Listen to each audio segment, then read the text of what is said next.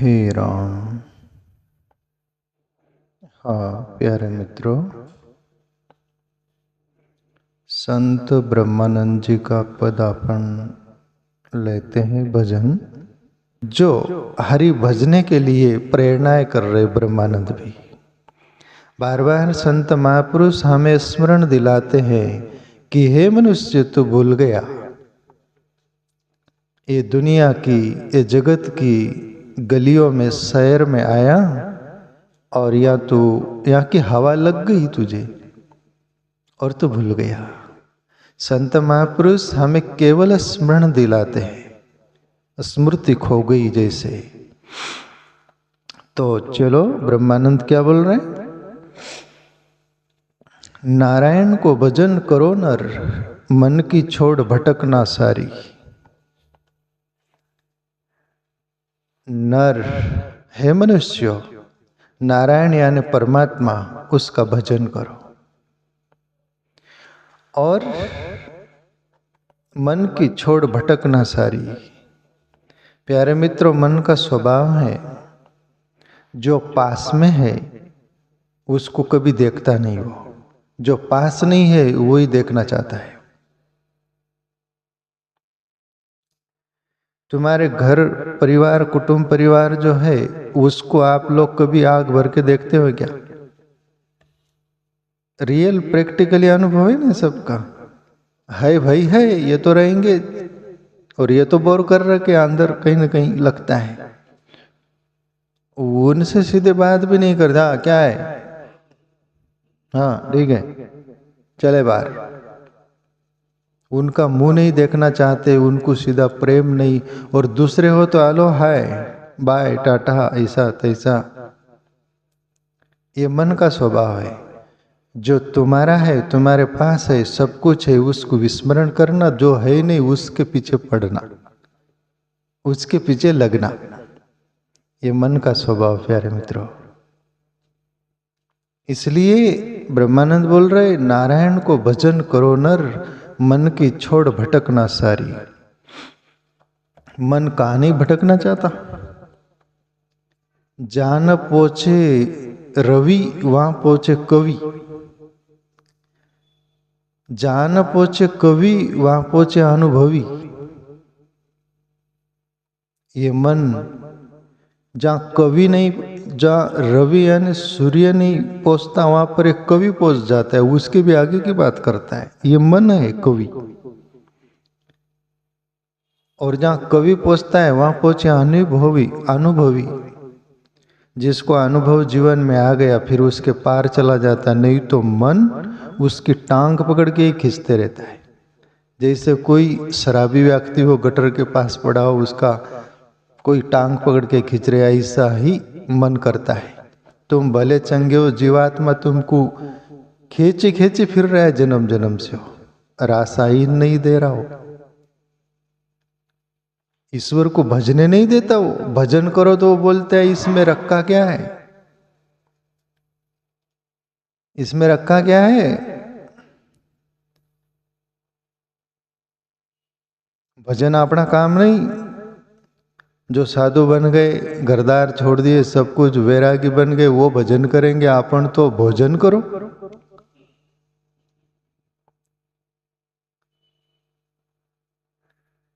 एक जगह कीर्तन हो रहा था, भजन कीर्तन हो रहा था, सत्संग हो रहा था। तो वो सत्संग में कीर्तन कर रहे थे भक्त लोग। तो थोड़ी दूर पर जो स्पीकरों की आवाज जाती थी, वहां पर दो पीने वाले थे, शराबी, वो रास्ते से जा रहे थे और उनके कान पर आवाज आई। तो एक बोलता है, क्या यार मित्र, ये क्या चिल्ला चोट हो रही? बोले, ये कौन चिल्ला रहे, क्यों चिल्ला रहे, इनका क्या हो गया, ये किसको चिल्ला रहे? तब एक बोलता है, अरे मित्र तेरे को मालूम नहीं, ये परमात्मा के कुत्ते हैं। बोले, परमात्मा को भौंक रहे। बोले, ये गांव के कुत्ते गांव में भौंकते दूसरों को, ये परमात्मा के स्पेशल कुत्ते ये परमात्मा को भौंक रहे। बोले चल अपना अपना काम कर। ये मन का स्वभाव है। वो बोलता है अपना काम नहीं।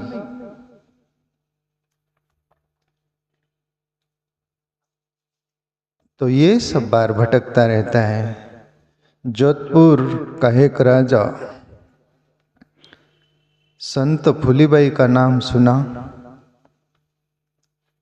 और फूलीबाई संतति बहुत भजन करती थी, हरि नाम स्मरण, राम नाम जपती थी बहुत, इतनी राम नाम जपती थी। जाट की बेटी थी, खेतीबाड़ी करती थी, घर धंधा करती थी, और वो जो बैल ढोरों का जो गोबर बोलते हैं ना, सेनखत, उसकी वो छनी बोलते वो बनाती थी, बनाकर एक थप्पा लगाती थी और खेत में चली जाती थी ऐसा।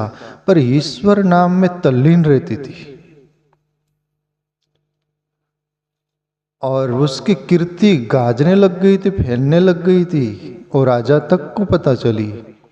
एक दिन तो कहते हैं कि वो फूलीबाई छनी जो सब इकट्ठा कर रखी थी वो खेत में चली गई और उसकी जो पड़ोसन थी वो आधी छनी लेके छुपा दी। फूलीबाई आई खेत में से, देखी तो उसकी छनी गायब आधी। पंचायत होती उनको बुलाई कि मेरी छनी पड़ोसन चोर ले गई, वहां दिख रही मेरी छनी, आप कुछ बोलिए उसको, मेरी छनी ले गई वो। लोग सब जमा हुए और बोले कि फूलीबाई की छनी आप ले गई, गौरी जो छनी होती हो। वो बोली कि किस पर से बोलेंगे आप छनी ले गई, क्या छनी, क्या उसका क्या नंबर छापा हुआ है कि क्या है, क्या है उसका प्रूफ, क्या है उसकी छनी में, ये मेरी छनी है सब। वो पंचायत भी सोचे कि बात भी तो सही। फूलीबाई से बोले कि तेरा प्रूफ क्या कि तेरी छनी है, किस पर से पहचाना जाए। पर फूलीबाई भजनानंदी थी, ईश्वर का भजन नामस्मरण में रत रहती थी। घर धंधा काम करना, खेती बाड़ी करना, सब कुछ करना, पर राम नाम कंटिन्यू 24 घंटे चलता था। जब सोती थी तभी वो बंद रहता होगा, ऐसी दिनचर्या बन गई थी। फूलीबाई बोली जरूर मेरा प्रूफ है। बोले वो गौरी छनी जो है ना, आप सब कान को लगा के देखना, जिस छनी में से राम नाम सुनाई दे वो मेरी होगी, और जिस छनी में राम नाम नहीं सुनाई दे वो उसकी होगी, ये मेरा प्रूफ। लोगों को भी जच्चा, बोले ऐसा तो हो नहीं सकता, राम नाम सुनाएगा सुनाई देगा। पर ये यकीन भी आया कि फूलीबाई भजनानंदी तो है, भजन करती, हो सकता है। वो पंचायत बोली उस पड़ोसन को देख, राम नाम जिसमें सुनाई देगा वो इसकी फूलीबाई की होगी, और नहीं सुनाई दे वो तेरी होगी। उसको भी यकीन नहीं है पड़ोसन ऐसा हो सकता है क्या, नहीं हो सकता। बोले कर लो जांच। आधी से ज्यादा वो सामने पड़ोसन की छनी फूलीबाई की दुकान को लगाए तो राम राम ही चलता था फूलीबाई की। तो इतनी सारी बातें वो राजा जोधपुर का, राजा का नाम था राजा मान सिंह। फूलीबाई का नाम सुनकर राजा आते हैं और फूलीबाई के चरण में गिर जाते हैं, सर टेक देते हैं कि फूलीबाई आप घर में रहकर भी संत हो और आपकी कीर्ति इतनी फैल रही, नाम इतना फैल रहा है और आप संत हो, और मैं चाहता हूँ मेरा आत्म उद्धार कैसे होगा, आप कुछ रास्ता बताइए। और फूलीबाई मुस्कुरा कर बोली राजा मैं तो एक जाट की बेटी हूँ, खेती बाड़ी करता हूँ, सब काम धंधा करती हूँ, मैं कोई ज्ञान ध्यान बहुत ज़्यादा कुछ नहीं जानती। फूलीबाई का शब्द है प्यारा, 100 बाता की एक बाता सुन लो राजा वीर, सूरत तार में पोई लो राम नाम का हीर।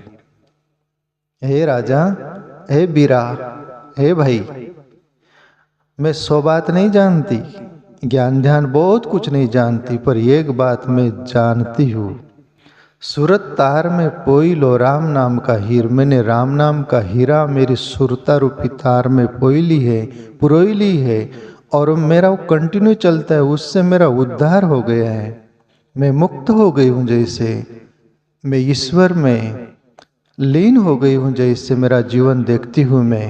राजा ईश्वर का नाम सुरता रूपी तार में पुरोई ले और बस तेरा कल्याण हो जाएगा। नाम दी राम नाम।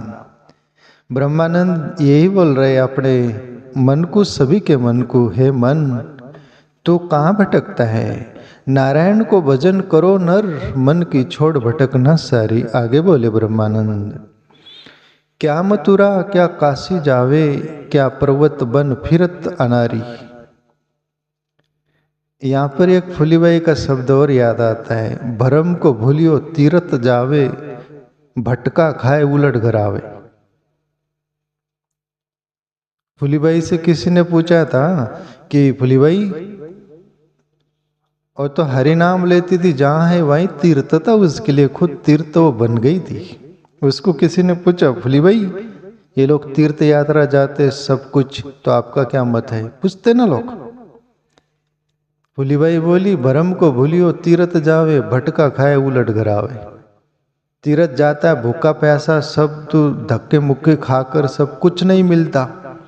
एक भाव रहता है, सब कुछ फटका खाकर वो भटका, वो सभी धक्के मुक्के खाकर आता है, गाड़ी में भी, लोगों में भी, भीड़ भड़ाके में घर आता है। वहाँ तीर्थों में जाकर अक्सर से आप भी गए तीर्थ यात्रा, तो घर की याद आती ना, और घर का खाना याद आता है ना, कब घर जाए, कब घर जाए। इसलिए फुलीबाई भी अनुभव से बोल रही, भरम को भूलियो तीर्थ जावे, भटका खाए उलट घर आवे। तो कहाँ तीर्थों में जाकर उसको खोजते हो, कहाँ इधर उधर जाके खोजते हो? फुलीबाई बोल रही कि तुम जहाँ है वहीं ईश्वर का नाम लो, तुम्हारे अंदर तीर्थ हो जाएगा। क्या मथुरा क्या काशी जावे, क्या पर्वत बन फिरत अनारी। हे अनारी, कोई हिमालय जा रहा है, कोई काशी मथुरा सब जहाँ था जा रहा है, जरूर जाओ, मना नहीं है, तीर्थ यात्रा जाओ, घूमो फिरो, पर यही मत मान लेना कि यहाँ जाने से हमारा उद्धार और कल्याण सब कुछ हो जाएगा, और हम नहीं गए तो हमारा पतन हो जाएगा। ये ब्रह्मानंद भी बोल रहे, ये गलत सोच है। और दुनिया क्या करती? भजन नहीं करती, ईश्वर का चिंतन नहीं करती, फिर ये सकाम भाव से सब सुन लेते और तीर्थ यात्रा या वहाँ जाते, भाई हमारा उद्धार हो जाएगा। नहीं प्यारे मित्रों, इतनी दूर जाने की भी जरूरत नहीं। तुम जहाँ हो, जैसे हो, परमात्मा का भजन करने के लिए तेरे पूजन को भगवान बना मन मंदिर आलेशान, ये कोई भजन जैसा है कहीं? तेरे पूजन को भगवान बना मन मंदिर आलेशान। हे मनुष्य, ईश्वर ने ये जिंदा मंदिर शरीर दिया तेरे को, और उसमें चैतन्य आत्मा रूपी मूर्ति, बोलो परमात्मा की, वो दिया। ये चैतन्य रूप में चलता फिरता मंदिर है, चलता फिरता तीर्थ है। तेरे पूजन को भगवान बना मन मंदिर आलेशान, और तेरे मन को तू तैयार कर। ये मंदिर आलेशान है, इसमें परमात्मा रहा करता है। वो परमात्मा है, इसलिए हम है, वो नहीं रहे तो हमारा कोई काम नहीं आ। राम गया कि हमारा कोई काम नहीं आ। मशान घाट में जाएंगे, जला देंगे, गड़ा देंगे, जय सिया राम। तो ये मंदिर है प्यारे मित्रों जिंदा, जहाँ है वहाँ पर भजन करो, ध्यान करो, प्रभु को पुकारो, वो चिंतन शुभ है। आगे बोले, जब तप योग कठिन कली माही, थोड़ी उम्र काम बहु भारी। ये कलयुग में बोले ब्रह्मानंद, जब भी करना दुनिया के लिए बहुत कठिन हो रहा है, होगा, तप करना भी बहुत कठिन होगा, तप नहीं कर पाएंगे, योग यानी ध्यान साधना भी नहीं कर पाएंगे। इतना मनुष्य का माइंड जो है ना, कंजेस्ट बोल दो कि बिजी बोल दो, ये चाहता ही नहीं। फिर कोई भी वक्ता लोग ऐसे झांसा देते हैं ना, तुम ये कर दो तुम्हारा कल्याण उद्धार, कुछ करने की जरूरत नहीं, बस तुमको तो उतना ही होना ना, ज्यादा नहीं, फ्री का होना, कुछ करेंगे नहीं। अल्लाह बरदे डल्ला, अल्लाह भी बोलता है बंदा थोड़ा हाथ पैर तो हल्ला। वो कुछ नहीं करना चाहते। तो ये मत। ब्रह्मानंद बोले, जब तब योग कठिन कली माही, थोड़ी उम्र काम बहु भारी। और उम्र थोड़ी है, शास्त्रों में आता है भागवत में आता है कि ये कलयुग का अंतिम स्वर आएगा ना, ये अंतिम मतलब उसकी बारी आएगी, अंतिम छोर, यानी दो छोर होते ना, एक पैर और एक सर, ऐसा अंतिम छोर कलयुग का आएगा। तब तुम्हारी उम्र थोड़ी भारी रहेगी और तुम एक बिलास के रहोगे, बोले खुद का मारोगे, और कौन गिनेगा एक बिलास का, सब एक बिलास के ही रहेंगे, ऐसा शास्त्रों में आता है। अंतिम कलयुग का वो जो रहेगा एंड होने का, तब तुम्हारी उम्र बहुत घट जाएगी, 2-3 दिन ज होगी तो होगी क्या, एक बिलास का ही जब मनुष्य रह जाएगा। ब्रह्मानंद बोल रहे थोड़ी उम्र काम बहु भारी, जब तक रहेंगी जिंदगी, फुर्सत न होगी काम से, कुछ ऐसा समय निकालो, प्रेम करो परमात्मा से, भगवान से। जिंदगी रहेंगी तब तक तो फुर्सत होने वाली नहीं है, पर थोड़ा फार समय निकाल कर ईश्वर का भजन चिंतन करो, ये तुम्हारे पास मौका है। और ये चुक जाओगे, फिर चिड़िया चुग गई खेत का पछताने, चिड़िया ने सब खेती खा गई, फिर तुम आकर हो रिया हो ऐसा वैसा कुछ करो, ओ गोपन वाला पत्थर मारो चिल्ला, वो तो खा गई खेत। ऐसी जिंदगी सब लुटा गई, डब्बा हो गया अपना, फिर क्या काम, फिर क्या पछताने को। इसलिए थोड़े में वो कर ले प्राणी। आगे बोले शास्त्र अनेक पढ़ो दिन राती, मुक्ति न हो बिन भजन तुम्हारी। मनुष्य शास्त्र पढ़ लेता है और शास्त्र पढ़कर ज्ञानी हो जाता है और अहंकार को जन्म दे देता है। सब दुनिया उसको जीरो दिखती है, वो ज्ञानी दिखता है। और शास्त्र पढ़ लिया, ज्यादा कुछ नहीं किया, शास्त्र सस्ता, ऋषि मुनि संतों को जो अनुभव हुआ वो लिखित में हुआ, ये शास्त्र वेद जो भी बने, महापुरुषों की बुक्स बनी, किताब बनी, वो पढ़ लिया, ज्ञानी अहंकार से चलता है, अंदर ठन गोपाल। ब्रह्मज्ञानी महापुरुष बोलते कि सच्चा ज्ञान तो तुम्हारे अंदर से प्रकटता है। प्रथम ध्यान अनुभव करे जहां से उपजे ज्ञान, और दरिया बहुते करत है कतनी में गुजरान। दरिया साहब का वो पद में आया था, और बोले बस सच्चा ज्ञान तो अंतर आत्मा से आता है, ध्यान से आता है, बोले। और फिर दुनिया सभी शास्त्रों का ज्ञानी, वो ज्ञान पढ़कर सुनकर सब ज्ञानी होकर लोगों को ज्ञान दे रही है, बोले ये भी तू भूल गया। ब्रह्मानंद बोल रहे शास्त्र अनेक पढ़ो दिन राती, मुक्ति न हो बिन भजन तुम्हारे। और ईश्वर का भजन नहीं है और वो पढ़कर ही ज्ञानी हो गए तो वहां मुक्ति लाभ नहीं होगी।